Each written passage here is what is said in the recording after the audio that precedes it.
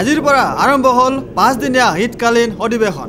এয়েহে আজিৰ প্ৰথম দিনা গুৱাহাটীৰ দিছপুৰ লাষ্ট গেটত বিভিন্ন দল সংগঠনে পুৱাৰে পৰা বিভিন্ন দাবী লৈ ধৰ্ণা কাৰ্যসূচী আৰম্ভ কৰিছে। আজি লাষ্ট গেটত অদৌ অসম সংযোগী শিক্ষাকৰ্মীসকলে 1000ৰ পৰা 3000 টকাৰ অতি সামান্য মাননিৰ বিনিময়ত 2ৰ পৰা 6 বছৰ সময়লৈকে পাঠদান কৰি আহিছে। গতিকে কোনো আগজাননী নিদিয়াকৈ পৰ্যায়ক্ৰমে কামৰ পৰা অব্যাহতি দিয়াত শিক্ষাকৰ্মীসকলে আজি 4 দপীয়া দাবী লৈ আমৰণ অনশন কাৰ্যসূচী ৰূপায়ণ কৰে। আনফালে অদৌ অসম অবিবাহিতা বাইদেউ যুৱতী সন্থাই লাষ্ট গেটত অনশন কাৰ্যসূচীৰে অন্ন বস্ত্ৰ বাসস্থানৰ লগতে শাৰীৰিক মানসিক ভেটি সুদৃঢ় কৰাৰ উদ্দেশ্যেৰে 6 দপীয়া দাবী সম্বলিত লৈ আজি অনশন কাৰ্যসূচী ৰূপায়ণ কৰে। লগতে অসম গৃহৰক্ষী কল্যাণ সমিতিয়ে বহুবাৰ দাবী চনত সম্বলিত স্মাৰকপত্ৰ প্ৰদান কৰাৰ পিছতেও আজিলৈকে ন্যায্য দাবীসমূহৰ প্ৰতি কোনো অহাই নজনালে। সেয়েহে আজিৰ প্ৰথম দিনা শীতকালীন অধিৱেশনত দিছপুৰ লাষ্ট গেটত ধৰ্ণা কাৰ্যসূচীৰে উত্তাল কৰি তোলে।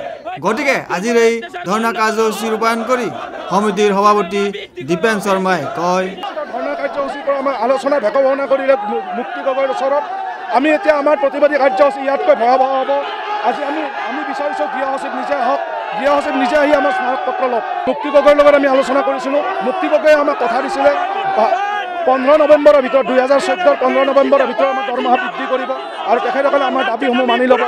আনফালে অদৌ অসম অমঞ্জুৰী প্ৰাথমিক শিক্ষক সন্থাই 3 দপীয়া দাবী লৈ কৰ্মৰত প্ৰতিগৰাকী শিক্ষক কৰ্মচাৰীৰ পদ প্ৰদেশীকৰণ কৰাৰ দাবীত অৱস্থান ধৰ্মঘট ৰূপায়ণ কৰি সাধাৰণ সম্পাদক নুৰ জামাল মোল্লাই কয়, আজিৰ অৱস্থান ধৰ্মঘটৰ দাবী 3টা দাবী।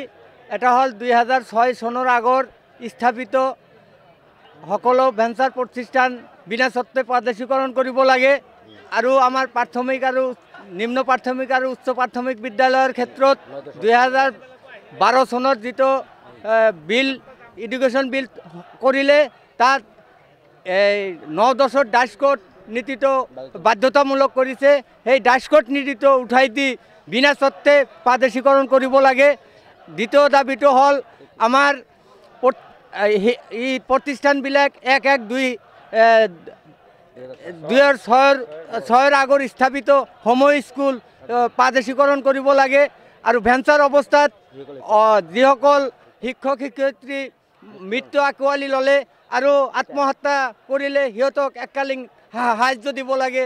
ইফালে প্ৰতিবন্ধী লোকসকলে বহুবাৰ চৰকাৰৰ ওচৰত দাবী জনোৱাৰ স্বত্তেও কোনো সুবিধা নিদিয়াত আজি লাষ্ট গেটত প্ৰাপ্য দাবীত চানি আকাশৰ উদ্যোগত ধৰ্ণা কাৰ্যসূচী ৰূপায়ণ কৰে।